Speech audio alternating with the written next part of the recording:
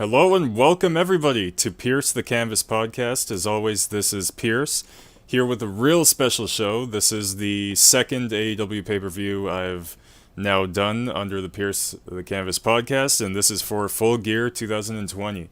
Fantastic show, up and down the card. I absolutely loved it. In my opinion, it may have blown All Out of the water. Big matches. Of course, we have Kenny Omega versus Adam Page, a number one contenders match for the World Championship.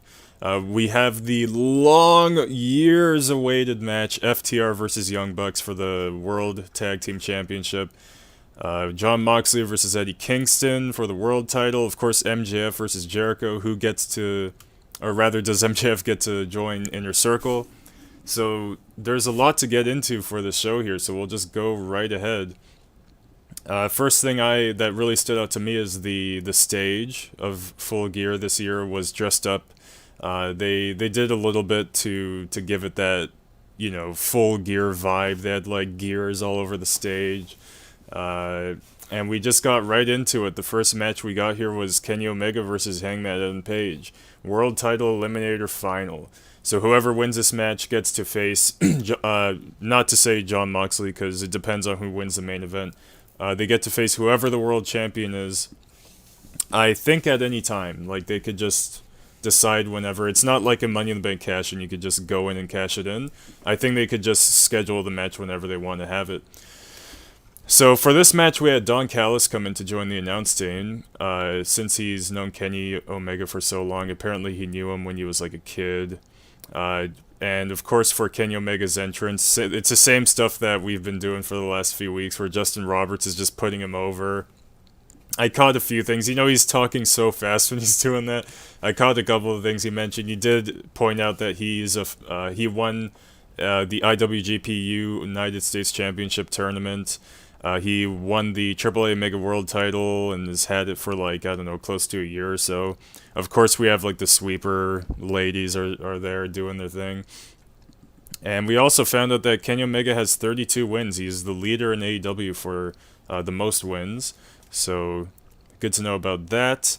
Adam Page comes out, pretty much just a normal entrance. And when the match starts, Adam Page refuses a handshake from Kenny Omega, and then we get into a stiff collar and elbow tie-up. We got a bunch of strike exchange, chop fest. Kenny attempts an early tope, but Page runs in for a huge big boot.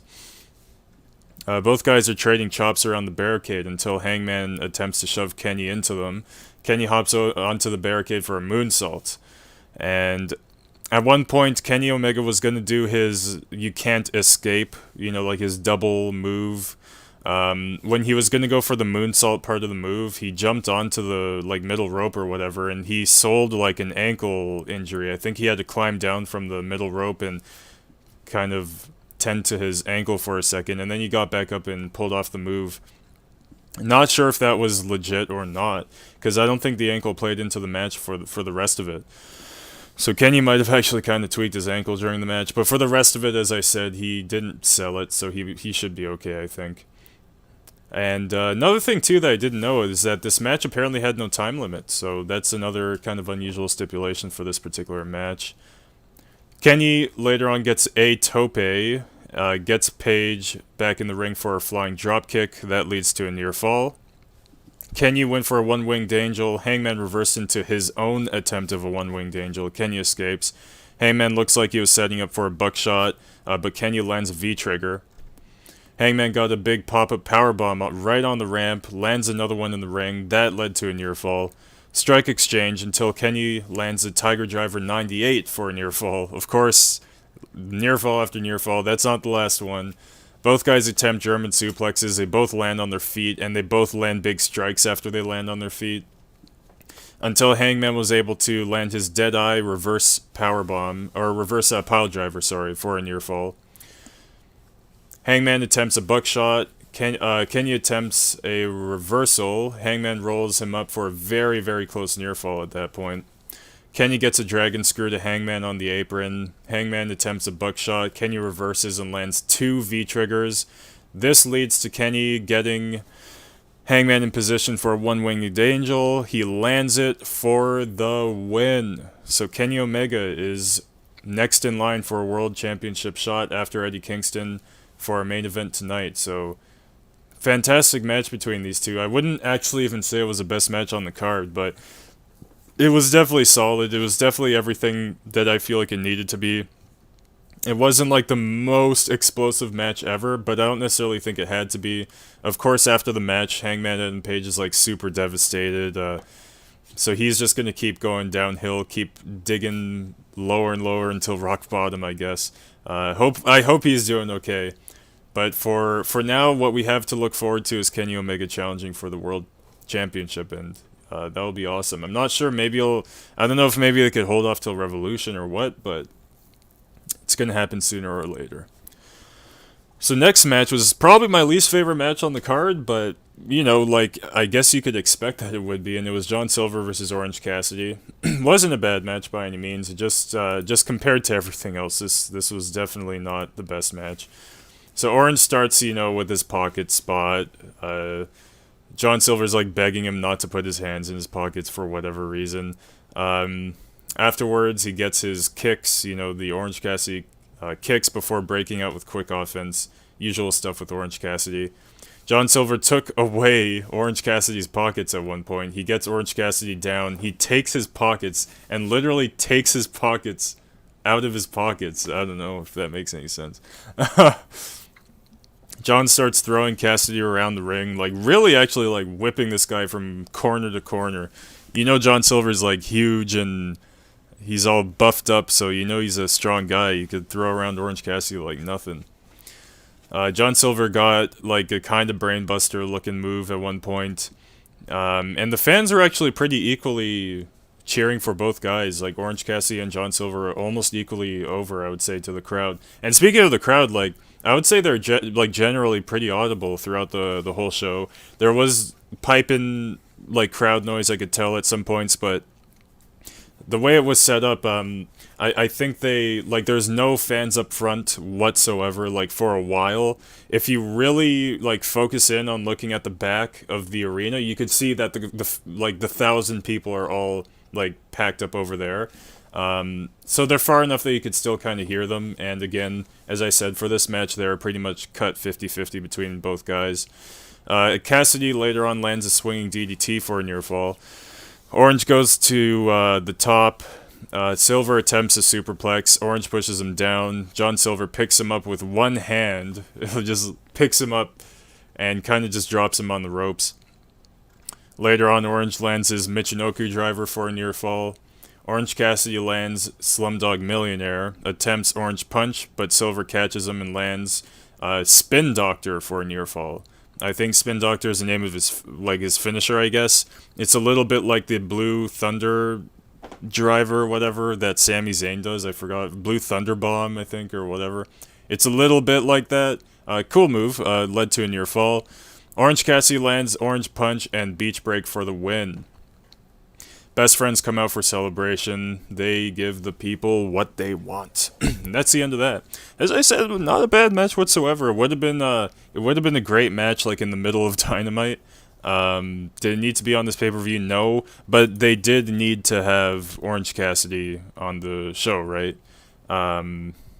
Next up, we had Cody Rhodes versus Darby Allin for the TNT Championship. Darby Allin enters with his car, the same car he used in his last skit where he ran a guy over, with like the face of TNT, I think, was painted on it. Cody comes out with his extended Nightmare family. The Gun Club and Lee Johnson are now members of the Gun Club, so good for them. I think they could use that leverage. I don't even know if Lee Johnson has ever won a match yet, so hopefully he could start doing that now that he's actually somewhere, right? It's not like he's just Lee Johnson. He's a part of the Nightmare family now, so good. I think it's great. I think using the Nightmare family to leverage these younger dudes is awesome. I absolutely think it's great. So Cody Rhodes had his full name announced for the first time in AEW, which was great. It was a great little moment. He was like super. Cody Rhodes is super over the moon about it. That's not the only special thing that happened before the match started. We also have Mike Chioda is refereeing this match. I'm not sure if he's an official AEW signee. He might just be coming down like every now and then, but he did referee this match. And the match starts off with amateur style. Cody just taking Darby down. Obviously because Darby's like a super fast guy. You got to take him down as much as you can. Cody is definitely the heel in this match, having to, leave the ring and regroup with Arn, and, just Cody kind of just demonstrating that he doesn't know what to do to face this guy. He's definitely giving off kind of the more heel vibes, and of course Darby Allin's like the baby face of this match. Darby shoots, as Cody was out, like, regrouping with Arn, Darby just shoots like a tope, like a bullet, like outside of the ring onto Cody's back and knocks him down. Darby is now selling an arm injury after Cody throws him onto the stage. I guess he threw him arm first. Cody targets the arm from this point, locking up his arm. At one point, Darby attempts a signature like arm drag move, like a really cool arm drag where he like flies 10 feet in the air. But Cody just pulls him down with the injured arm in midair and continues targeting. And Cody's just like showing off at points during the match, doing like the push-ups and all that. But Arn wasn't having it, man. He was getting pissed off, telling Cody, "Listen, man, you gotta stay focused. Like, cut this shit out." Cody takes Darby up top and lands like some weird avalanche slam. Not even sure what exactly the move was, but it was effective. Cody goes for a moonsault. Nobody home. Darby Allin moves out of the way. Darby lands a destroyer for a near fall. Cody lands a super kick, attempts a crossroads. Darby just gets into the corner and removes the turnbuckle pad. So basically, like, Cody Rhodes is trying his crossroads. He's getting him in position, but Darby manages to shove Cody into the corner, and Darby, like, ever so sneakily just removes the turnbuckle pad and shoves Cody into it head first. Cody starts biting Darby's arm. There's a lot of biting on this show, actually. Now that I think about it, we're going to get into a lot of biting. Cody landed a avalanche crossroads, which is it the first time I've ever seen that? It might be, and it was awesome. Darby's a perfect guy to land that move on. He like sold it in the most awesome way ever. But as he was selling it, he actually rolled all the way across the ring toward the rope. So Cody goes for a cover. Mike counts to 2. Mike Chioda counts to 2, but notices that Darby's arm is under the bottom rope, so that counts as a rope break. Cody attempted another avalanche move of some sort. Darby pulls both of them like down from the top, and they both land hard. Cody's getting pissed off at this point. He just starts like slamming Darby Allin down multiple times, telling him to stay down. Cody takes his belt. He's like threatening to hit Darby Allin with it. He drops the belt. So basically, like, Cody drops the belt like right behind himself, and then Darby takes the belt, which is right behind Cody. He sweeps Cody with like under his legs with the belt and takes him down. Rolls him up for a near fall. Darby gets to the top for a coffin drop, also near fall. And then they just trade. There's just an exchange of near falls. They're just rolling each other up. 1, 2, kick out. 1, 2, kick out. And then finally, Darby gets another one. 1, 2, 3. Darby Allin gets the win. Darby Allin wins, and he is the new TNT champion. So, huge stuff for this guy, man. So happy for him. He starts celebrating. A little bit into the celebration, Cody looks devastated. Cody demands the music gets cut out during Allin's celebration, which I'm like, of course the EVP has the right to do that. Cody tells Allin, get back up, man. And, of course we're kind of thinking, us marks are just thinking, oh, it's going to be a big heel turn. No, Cody drops to a knee and offers Darby Allin the championship and puts it on his shoulder. Arn Anderson is outside the ring, just not happy at all. The guy's out of his mind, completely pissed off. And yeah, that's pretty much it for Cody's part of this. Afterwards, Taz comes out. Says he's about to vomit with all like the sportsmanship, all the hugging and this and that. Tells Cody and Darby to get their bitch asses out of the ring. And then Brian Cage and Ricky Starks show up and attack both Cody and Darby. And then at one point, like when Darby Allin and Cody are down because these guys attacked them, Cage has the TNT title and Ricky Starks is trying to like also hold the title, so Brian Cage and Ricky Starks are like fighting over the title for a little bit. But anyway, Cage takes Allen and kind of takes him ringside, and they slam him through like a full gear set piece. Cage puts Allen on top of Allen's car, the same one I mentioned before, and they open the door and put his injured arm like in the door, and they're about to slam his arm in the door. But Will Hobbs comes out for the save. So I guess that's going to continue the story, between Will Hobbs and Team Taz, and I guess Cody and Allen will probably work a tag team program for a little bit against these guys. Next up, we see Dasha interviewing QT Marshall and Dustin. QT says that Allie is the problem. She wanted to be in the Nightmare family since they're so prolific and she could get her name out there or whatever. Dustin says that Allie's not one of the better women in wrestling today, and then he moves on to talk about his match with Butcher and Blade on Dynamite this week and challenges them to a bunkhouse match. Dustin says that we'll find out what that is on Wednesday. So next match is Hikaru Shida versus Nyla Rose for the AEW Women's World Championship. So this match was pretty good, actually. It started off, there's definitely some sloppiness here and there, like just, I guess, maybe the chemistry between Nyla Rose and Hikaru Shida isn't the absolute best. But the match went on long enough that I think they just kind of got used to it, and they pulled off a great match eventually here. At the beginning, Shida takes down Rose and gets in running knees. Shida gets her running knee move while Rose was hanging from the apron. Shida prepares a chair. Nyla Rose, though, sees it coming and reverses her like jumping off the chair move with a clothesline. Shida's eventually able to connect the running knee with the chair. At one point, I didn't mention that Nyla Rose is out with Vicky Guerrero. Vicky Guerrero takes out Hikaru Shida's leg with a kendo stick while the ref is distracted. Rose puts Shida's leg in between the ring frame. Like they lift the apron up and there's the ring frame, and Nyla Rose is just putting Hikaru Shida's leg in there, locking it up.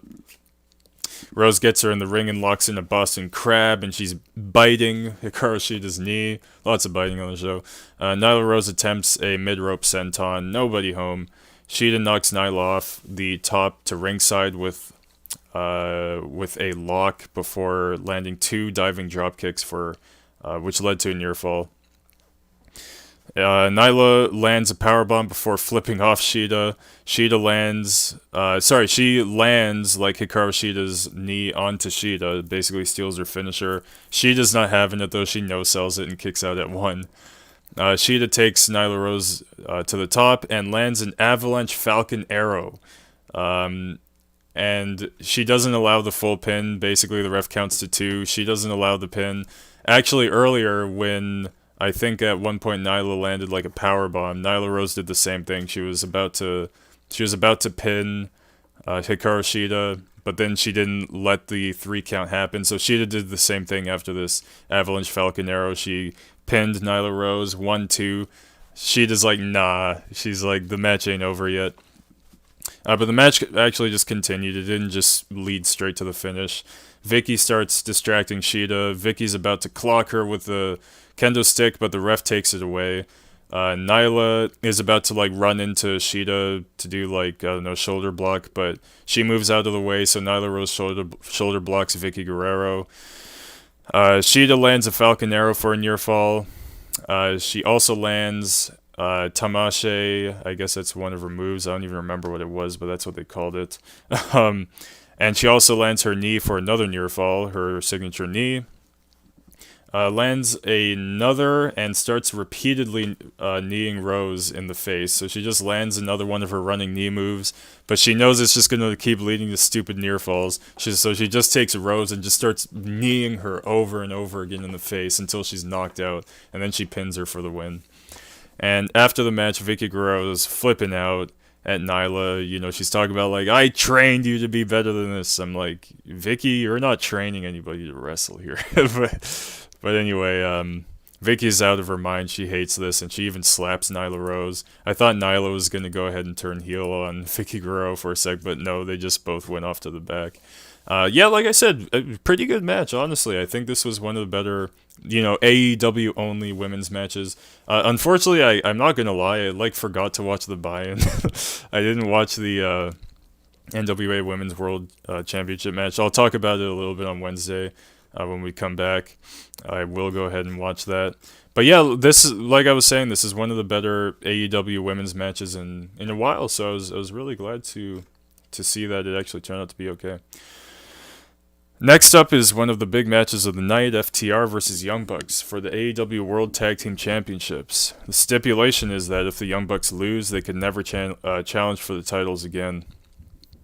And another stipulation is that Tully Blanchard is banned from ringside, so there's no managers in this match. Also, another thing, there's a lot of pieces to this. The next thing is that Matt Jackson's also injured. He has a tweaked ankle, I think, or something. So yeah, at the beginning of the match, of course, Young Bucks are outspeeding FTR. FTR is like tripping out. They can't deal with this. Young Bucks land double drop kicks, double Ranas. Dax at one point attempts to punch Matt ringside. Ends up punching the ring post instead. And this was bad, man. Like, Matt dodged the shot, and Dax punched the ring post. He didn't pull back. He punched that ring post. His hand was completely torn up, man. Like, think about how hard you got to punch that ring post to actually tear up your hand. His hand was bleeding. It's like, damn, I feel bad for this guy. He probably cracked a bone in there, man. Young Bucks begin targeting the hand, of course, because why wouldn't you? FTR, of course, for their offense, they're targeting Matt's injured leg. At one point, they went for the powerplex, but Matt is able to defend himself with knees. Nick gets a hot tag and goes for a super fast offense, including his apron moonsault. Cash catches Nick attempting a crossbody. And then Matt gets a big spear. Nick gets a big kick on Cash for a near fall. FTR lands an assisted bulldog for a near fall. Kudos to the Steiners. There's a lot of shout-outs to different teams. There's like Team 3D stuff going on. The next spot I'm about to call, Nick super kicks FTR and they land a like double team flapjack. Matt and Nick land a twist of fate and a swanton for a near fall. Great spot. Absolutely loved that. Dax powerbombs Nick. Matt rolls him up for a near fall since Matt's a legal man. Matt sells his knee after landing a super kick. FTR lands DIY's finisher for a near fall. That was seriously shocking, dude. They landed an NXT Tag Team's finisher in this match. You would never see that ever in your life on NXT. You're not going to catch, say if Gargano and Tommaso Ciampa team up again, you're not going to catch them doing, like Young Bucks, like the Meltzer driver or whatever. So that's something that these guys would do that WWE never would. I was very shocked to see that spot. Matt and Nick both lock in sharpshooters. Cash is locked in outside of the ring. Dax is locked in inside of the ring. Dax eventually escapes. Matt tears up Dax's hand like Pete Dunne, the same one that's all torn up. Young Bucks land BTE trigger on Dax. Wheeler breaks up the pin.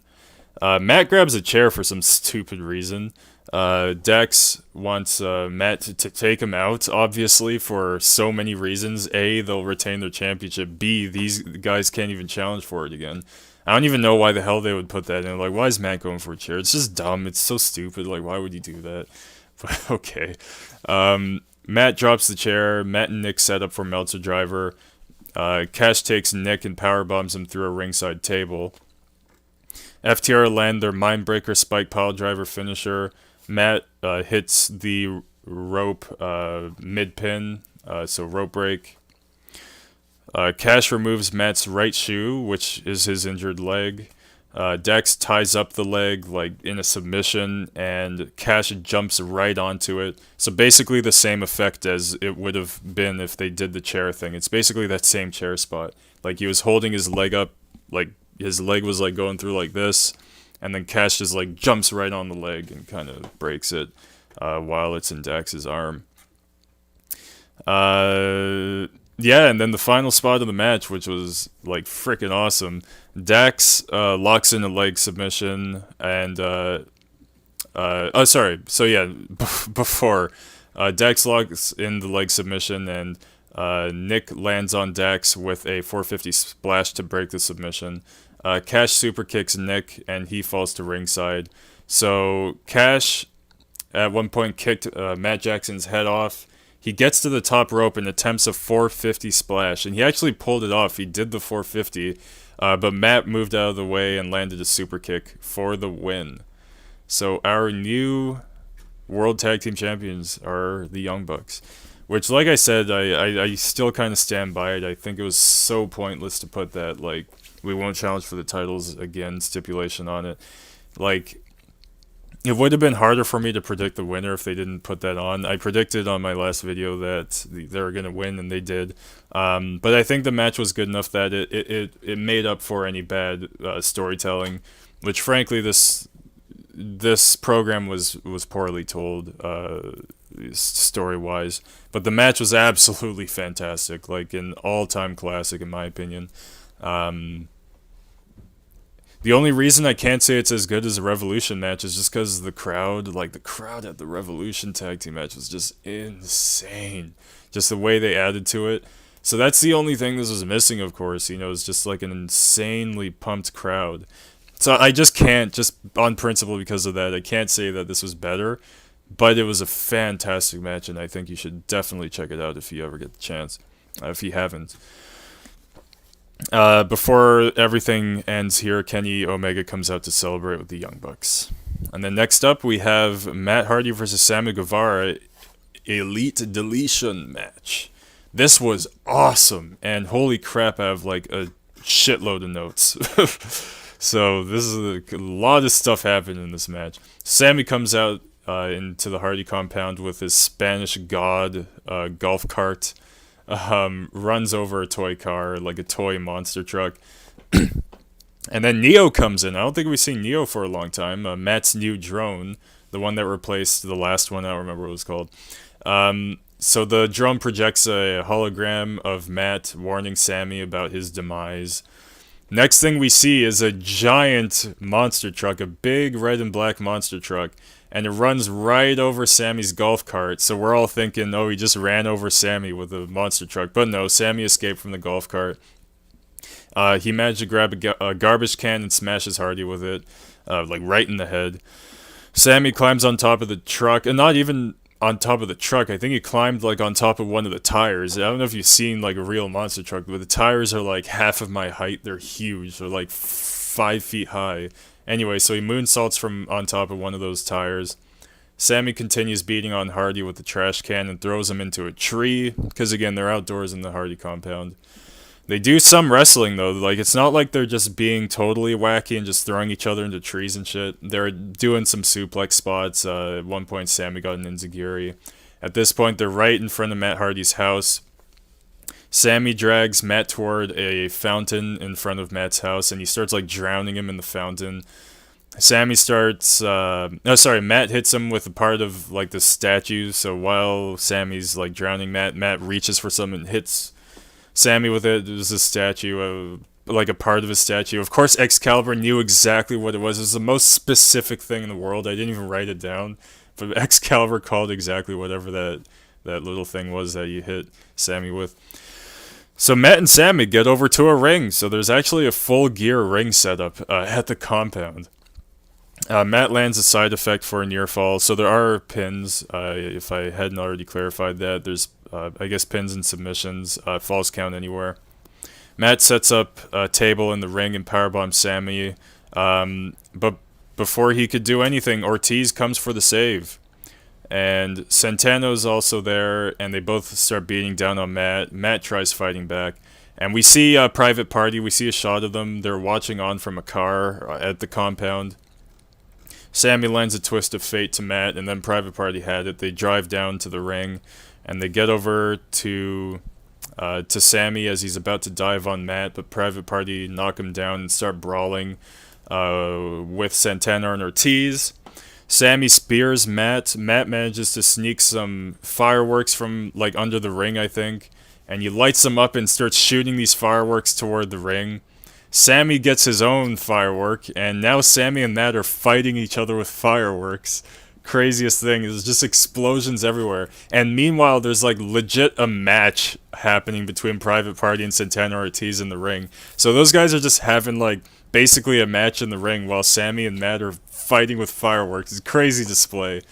At one point, Cassidy lands a big dive, and Private Party are landing all of their signature spots. And again, Isaiah Cassidy lands a big dive. Matt and Sammy continue fighting with the fireworks, and I swear, like, Matt's actually hitting Sammy with these fireworks. Like, he's shooting him with it. There's just sparks like exploding off Sammy. Matt twists of fate Sammy, who at this point is covered in mud, like, completely. Who's to show up next? So Matt twists of fate Sammy, and he takes Sammy, and he's about to throw him into the Lake of Reincarnation. So as he's about to throw Sammy into the lake, we hear a voice, and it's like, you know, I don't know what he said. He's like, "What you doing there, man?" Anyway, so it's a guy in a mask, and the Hurricane, Gregory Helms, is there. The guy in the mask reveals himself to be Gangrel. So Gangrel stops Matt from throwing Sammy into the water, and Gangrel starts talking about how he was Matt's first trainer and also trained Sammy Guevara. He said something about like, "You haven't been like loyal to me," or something like that. Private Party start fighting Gangrel and Helms. Helms, at one point, I think Gangrel and Private Party just fight off, and it's just Helms and Matt. Gregory Helms asks Matt, "What's going on, man? It's been 2 years since we see each other." I don't know what this was supposed to execute, but Matt's like, "Oh, long-term storytelling, man. I had to convince AEW to let me finish this storyline." So, okay. Anyway, so Sammy and Helms start fighting. Sammy throws Helms into the Lake of Reincarnation. Sammy says... Sammy, like, after he throws the Hurricane into the water, Sammy's like, "What's a hero to a Spanish god?" or something like that. Gregory Helms comes out, you know, because he got thrown into the Lake of Reincarnation, so he comes out as a different gimmick. So he comes out, I think, just as Gregory Helms, and he asks Sammy, "Is this rivalry cursed or something?" He said something else about a curse. Sammy just takes him and throws him back into the Lake of Reincarnation. Gangrel, Helms, Private Party, Matt, and Sammy all are battling around the ring. Santana starts beating on Matt with a pole of some sort, some kind of thing. Matt chases Sammy and throws him into like a garage kind of thing. They call it the Dome of Deletion. They lock him into the garage, and Matt and Sammy start fighting in there. And in there is a ring set up, and there's like tables and chairs, and once they both get in, they start just throwing each other at the garage door. Sammy starts like dismantling Matt Hardy's ring. He detaches one of the ring ropes, starts hitting Matt with the rope, hitting Matt with the turnbuckle. He literally just takes the turnbuckle off the ring post and starts beating Matt up with it. Continues to dismantle the ring and starts choking out Matt with the ring ropes. Matt's slowly passing out. Sammy puts him on the table. Sammy gets up a ladder and swantons Matt through the table. This was inside of the ring. This led to a near fall. So he basically landed the Matt Hardy signature spot. Matt manages to land a twist of fate. Sammy is selling his neck at this point. Sammy sets up a springboard. Matt spears him through the apron, and he landed through 2 tables. Sammy's back is torn up. This poor guy's torn up, man. His whole back, like, in the back of his head, I think. He's bleeding out of his mouth. Like, Sammy got messed up somewhere here. Matt clocks Sammy right in the face with a chair. It was like it wasn't the normal, like, using the seat part of the chair. He, like, took the top of the chair, like, the tip of it, and just clocks him, like, right in the face with it. And then for the final spot, Matt takes a chair as Sammy's like down on his face, and he concertos Sammy against concrete, and Sammy's like dead at this point, dude. Matt goes for the cover and wins. So after the match, Matt requests Sammy's removal. So Private Party shove him into a trash bin. They roll him out of a garage. They throw the trash bin into the back of a truck. Matt requests that Senor Benjamin gets rid of the garbage. And then the final, or not necessarily the final thing, but before the end, we see Rebby playing piano. And she's playing piano throughout the highlights. Oh, by the way, I just want to mention, like, everything production-wise about this was fantastic. Because, again, it was a cinematic match, right? Like, I can't just call the spots. I also have to mention that the production was great. This was probably my favorite cinematic match, maybe ever. The music they used was, like, perfect. It wasn't anything overbearing. There were announcers throughout the match, and they were great. Like, sometimes in cinematic matches when the announcers are there, it could be a little too awkward. But I thought they actually added to the match. Everything was awesome. The way they shot it. I loved just even the Hardy compound itself. I thought this was great all around. I have no complaints about this match. So the actual last thing that we see are fireworks just going off everywhere around the compound, and Matt, Rebby, Hurricane, and Private Party are celebrating together. So fantastic, fantastic. I thought that was one of the absolute best matches on the card. There were so many great matches though that I don't even know if it was in the top 3, but still fantastic. So we see Lance Archer in a quick vignette. He's in an alley beating some guy up, just doing what Lance does. Jake says Lance is tired of training. They lost all their trainers. Lance has to be fed, and he's not just hungry for food, he's hungry for people. Somebody's got to step up and serve, I think he said. So Lance gets a few words in, says he's going to break everyone in All Elite Wrestling, and closes with saying that the Murder Hawk Monster is coming after everyone because everybody dies. And then we have our co-main event here, Chris Jericho versus MJF. The stipulation being that if MJF wins, he's allowed to join Inner Circle. So MJF enters with his light-up jacket doing Jericho's classic entrance. The fans are super hot for Jericho, but booing the hell out of MJF, so this one's not so split. They're definitely big Jericho fans in this building. And I guess you could say that Jericho is kind of the babyface of this match, I guess. Not to say that they were necessarily doing babyface wrestling per se, but I guess that's kind of what's going on.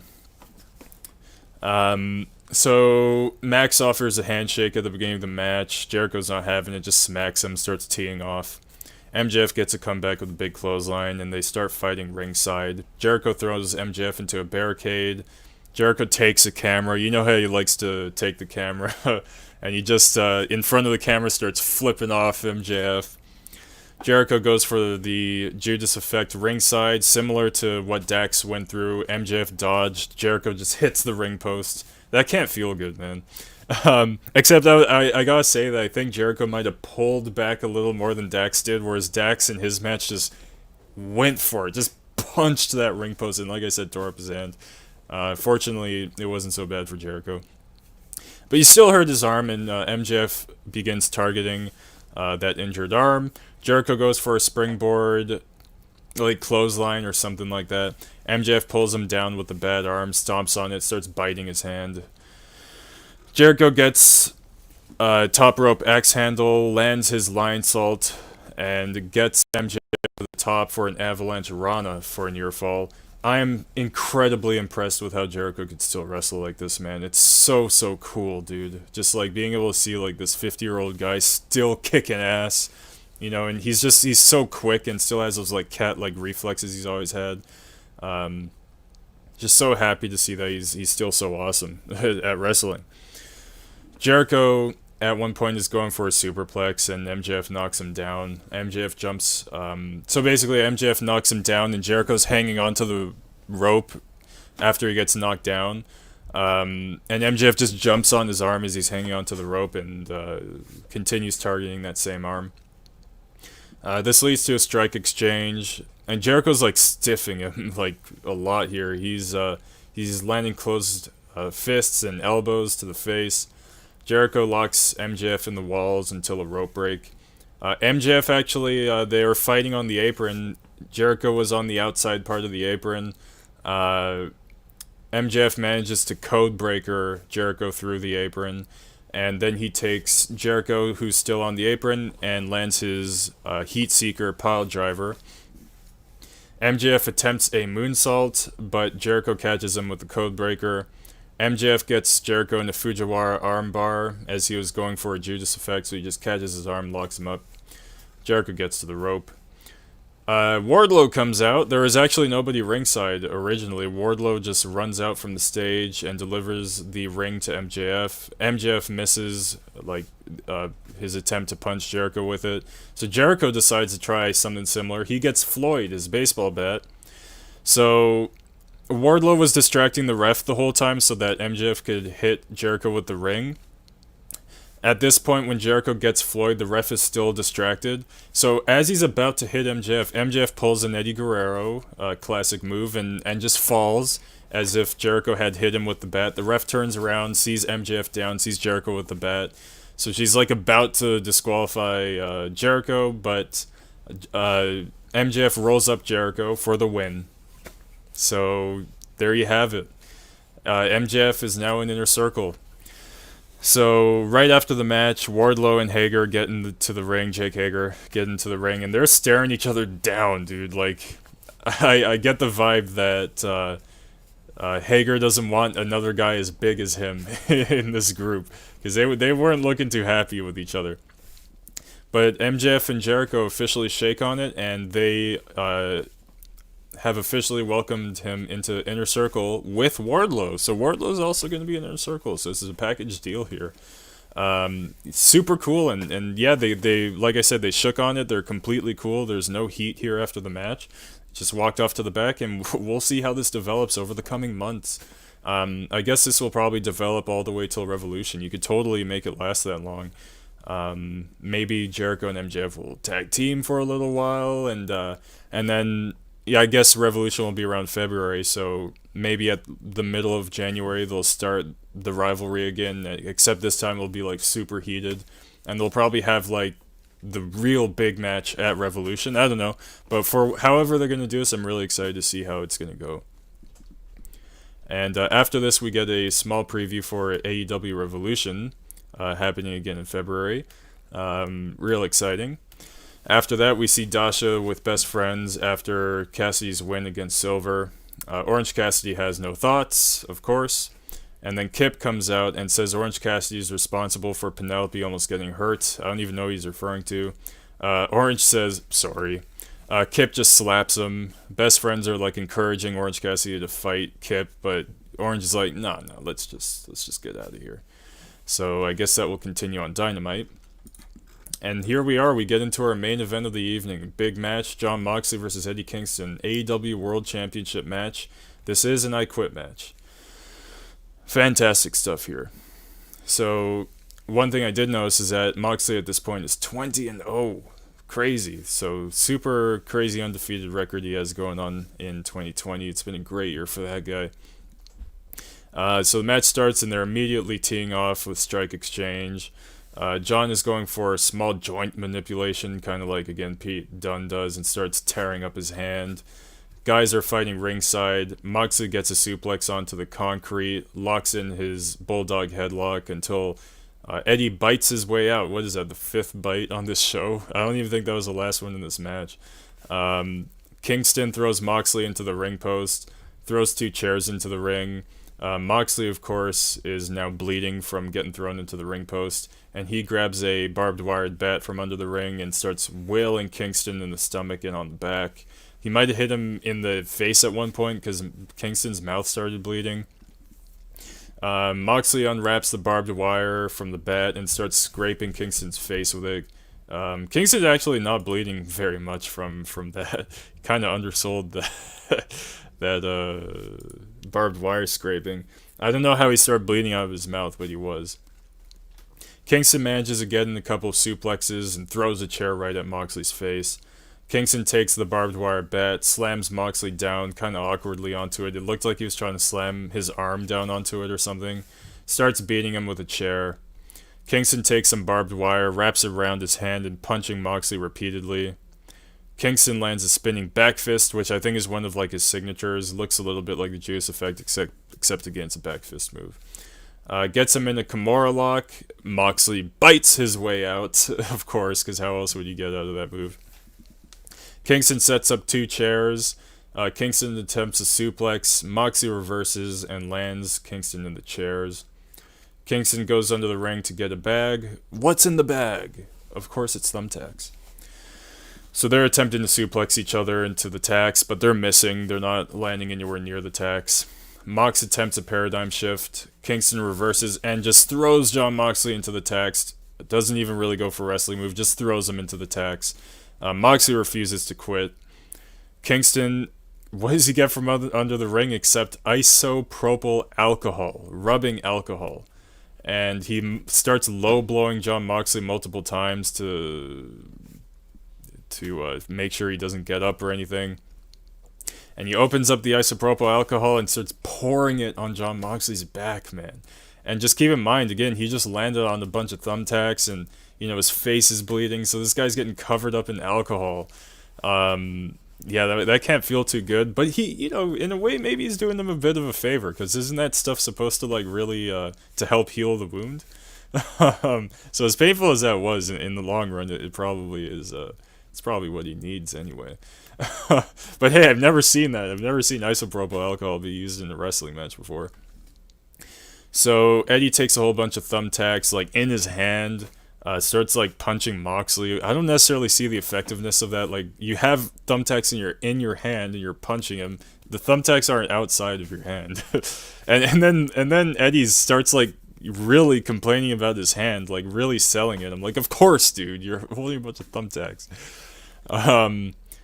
Eddie Kingston actually locks in a bulldog choke on Moxley. Moxley escapes, locks in his own headlock, and then lands a gotch-style driver, a pile driver similar to Minoru Suzuki. Lands a paradigm shift. Moxley takes barbed wire and locks in a bulldog choke, wrapping the wire around Kingston's neck. Kingston has no choice but to quit. And still, our AEW World Champion is Jon Moxley. And who's to come out after the celebration but Kenny Omega? And he comes out for a small confrontation. They didn't actually share any words. Excalibur seemingly knew what Kenny was trying to communicate with Jon Moxley and said that Kenny Omega doesn't want to have no crazy stupid lights out match again. It's going to be one-on-one, mano-a-mano in the ring. And they're going to wrestle for the world title. And that was to close the show. I thought this was an absolute banger pay-per-view. I absolutely loved this show. I guess I would say it was maybe my favorite pay-per-view of the COVID era. I think Double or Nothing was also really great. But this one probably takes the cake here. I absolutely love this show. Like I said, pretty much up and down. The only thing we maybe could have done away with was the Silver Cassidy match. The only reason I say that is just because everything was so great. And then that was just a little dip, a small dip. I would say Nyla Rose and Hikaru Shida even held up to the rest of the matches. I thought it was good. Yeah, really proud to have seen how awesome the show turned out. We'll be back here on Wednesday, of course, with a review for AEW Dynamite, which will have, again, we're going to be finding out what that bunkhouse match is with Dustin Rhodes, QT against Butcher and Blade. A few other matches announced as well, and I'm really excited to see how the Young Bucks title reign goes from here. I'm really excited to see how MJF's Inner Circle welcoming goes. See how not cool that Sammy Guevara is going to be, and maybe Ortiz as well. And of course, I'm excited to see what's going to happen with Moxley and Omega. And I hope, I hope Adam Page can keep his wits about him and doesn't go too crazy. But yeah, that's about it for me, guys. Thank you very much for tuning into the podcast here. This was, again, such a great show. Thanks for chilling with me, listening to the show, and we'll be back on Wednesday for AEW Dynamite. As always, stay healthy and safe. Take care. This is Pierce from Pierce the Canvas signing out. Take care. Thank you very much.